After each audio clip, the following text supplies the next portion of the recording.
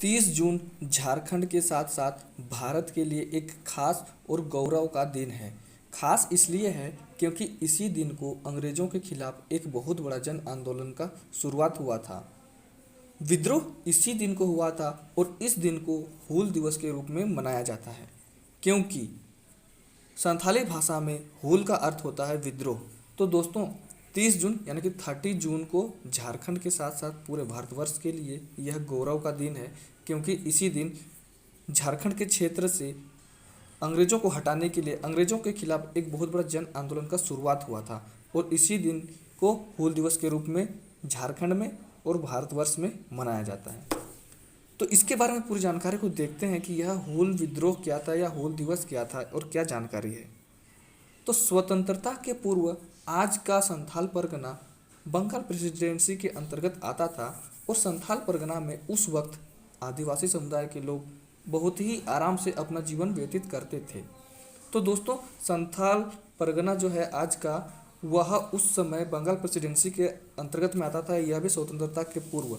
और उस समय वहाँ पर जो आदिवासी समुदाय के लोग रहते थे, आदिवासी जो रहते थे, वे लोग अपना जीवन को अच्छी तरीके से व्यतीत करते थे। वे लोग जंगलों में रहते थे और साथ ही साथ खेती योग्य जंगलों को काट करके या साफ करके योग्य बनाते थे और कृषि कार्य करते थे। मतलब वे अपना जीवन आराम से व्यतीत कर रहे थे। ये आदिवासी लोग काफ़ी सरल, सीधा, साहसी और निडर थे और जंगलों की देखभाल करते थे। साथ ही साथ जंगलों को अपना स्वामित्व समझते थे और यहाँ के आदिवासी लोग अपने ज़मीन का राजस्व किसी को नहीं देते थे। तो दोस्तों, उस समय वो जो आदिवासी लोग थे, वे लोग सरल, सीधा, साहसी और निडर थे। मतलब ये लोग एकदम सिंपल, साधारण से लेकिन साहसी और निडर थे और ये लोग जंगलों की रक्षा करते थे, उनको अपना धरोहर समझते थे, अपना स्वामित्व समझते थे और वे लोग जमीन के लिए किसी को अपना राजस्व नहीं देते थे। बाद में क्या हुआ, तो बाद में अंग्रेजों ने अपना राजस्व को बढ़ाने के लिए जमींदारों की नियुक्ति कर दिया और ये जमींदार लोग जबरन आदिवासी लोगों से लगान वसूली करने लगे। आदिवासी लोगों को लगान चुकाने के लिए साहूकारों से कर्ज लेना पड़ता था। दोस्तों, बाद में अंग्रेजों ने अपना राजस्व को बढ़ाने के लिए, अपना तिजोरी भरने के लिए उन्होंने जमींदारों की नियुक्ति कर दी और ये जमींदार लोग इन आदिवासी लोगों से जबरन, मतलब ज़बरदस्ती वसूली करने लगे लगान के रूप में ज़मीन का पैसा। और ये आदिवासी लोग जो है इस लगान को चुकाने के लिए साहूकारों से अब लोन लेना पड़ा उनको, यानी साहूकारों से ये लोग कर्ज लेना पड़ता था। साहूकारों से कर्ज लेने के बाद ये आदिवासी लोग लगान चुकाते थे जमींदारों को और ये जमींदार लोग बाद में अंग्रेजों को दे देते थे। तो इस प्रकार से ये चल रहा था। साहूकार लोग भी अत्यंत अत्याचार करते थे। इस तरह अत्याचार किया जाता था कि लगान या कर्ज चुकाने में कई पीढ़ियाँ गुजर जाती थी पर लगान समाप्त नहीं होता था। दोस्तों, ये जो साहूकार लोग होते थे, वे कर्ज तो देते थे, लेकिन वे लोग इस प्रकार से अत्याचार भी करते थे कि अगर आप लगान चुकाने नहीं सकते हो तो आपको इतना अत्याचार किया जाता था, आप पर जुल्म किया जाता था। और ऐसा करते करते बहुत कोई की कई कई पीढ़ियाँ गुजर जाती थी, यानी साहूकार लोग भी अब अत्याचार करने लग गए थे। इतना ज़्यादा अत्याचार होने लगा साहूकारों के द्वारा, जमींदारों के द्वारा और अंग्रेजों के द्वारा यह अत्याचार किया जाने लगा। तो इनका जो साधारण जीवन था, वह साधारण जीवन जीना इनके लिए कठिन हो गया और साथ ही साथ अंग्रेजों के खिलाफ, जमींदारों के खिलाफ और साहूकारों के खिलाफ इनका अंदर ही अंदर में आग सुलगने लगा और असंतोष फैलने लगा। तो दोस्तों, इतने ज़्यादा अत्याचार इनके द्वारा किया जाने लगा, जमींदारों, साहूकारों और अंग्रेजों के द्वारा, तो इनका जो जीवन था वह अब कठिनाई से भर गया और साथ ही साथ असंतोष भी फैलने लग गया था और अंदर ही अंदर अंग्रेजों के खिलाफ एक आग जलने लगी, यानी आग सुलगने लगी। झारखंड के वर्तमान साहिबगंज जिला के बरहेट प्रखंड के भोगनाडीह गांव के भूमिहीन चुन्नू माझी के 4 पुत्रों ने इस अत्याचार के खिलाफ आंदोलन या विद्रोह करने का निश्चय किया। तो दोस्तों, जब इतना ज़्यादा अत्याचार होने लगा तो वर्तमान के साहिबगंज जिला जो कि झारखंड में है और बरहेट प्रखंड के जो भोगनाडीह गांव है, वहाँ के एक भूमिहीन किसान थे जिनका नाम है चुन्नू माझी। तो इनके 4 पुत्रों के द्वारा इस अत्याचार के खिलाफ में आंदोलन या विद्रोह करने का फैसला किया गया। सरकार, साहूकार मालगुजारी वसूली को बड़ी बेरहमी से अंजाम दे रही थी और चारों तरफ अत्याचार का माहौल बन गया था। तो दोस्तों इतने ज़्यादा अत्याचार होने लगे, बहुत ही गंदे तरीके से ये साहूकार लोग, अंग्रेज लोग सभी कोई वसूली कर रहे थे, तो इससे अत्याचार का माहौल भी फैल गया था। चुन्नू मांझी के चारों पुत्रों सिदो, कान्हू, चांद, भैरव और उनकी दो बहनों फूलो और झानो ने भी इस विद्रोह का नेतृत्व किया। तो दोस्तों सिदो, कान्हू, चांद, भैरव और इनकी दो बहन जिनका नाम था फूलो और झानो ने भी इस विद्रोह का नेतृत्व किया। बाद में विद्रोह के समय आदिवासियों के द्वारा लड़ाका आदिवासी लड़ाकाओं के द्वारा सिदो को राजा, कान्हू को मंत्री, चांद को प्रशासक और भैरव को सेनापति नियुक्त किया गया।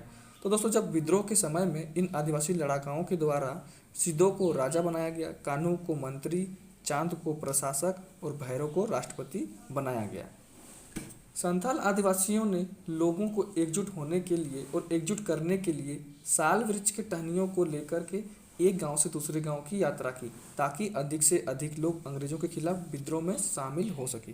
तो दोस्तों उस समय के जो संथाल आदिवासी लोग जो थे, यानी संथाली लड़ाका लोग जो थे, वे लोगों को एकजुट करने के लिए, अंग्रेजों के खिलाफ एकजुट करने के लिए, उनसे लड़ाई करने के लिए साल वृक्ष का जो टहनी होता है उनको लेकर के एक गांव से दूसरे गांव की यात्रा की, यानी कि संदेश देने लगे साल वृक्ष के टहनी को लेकर।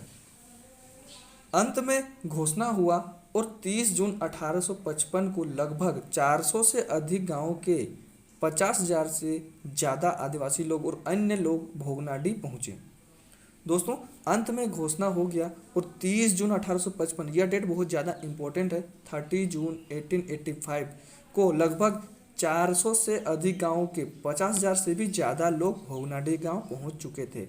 और ये जो भोगनाडी गांव है वह सिदो, कान्हू, चांद और भैरव का जन्म स्थान भी है। यहाँ पर ये लोग पहुँच गए।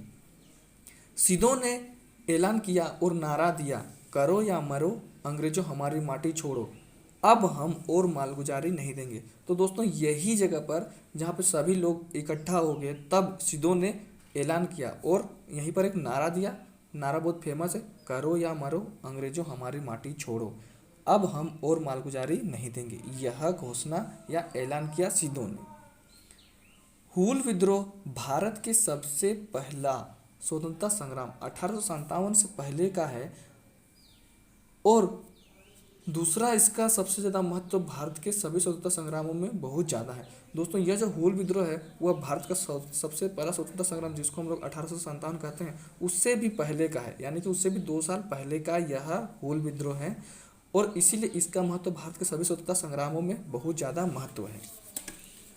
अब विद्रोह आरंभ हुआ, घमासान और भयंकर युद्ध हुआ।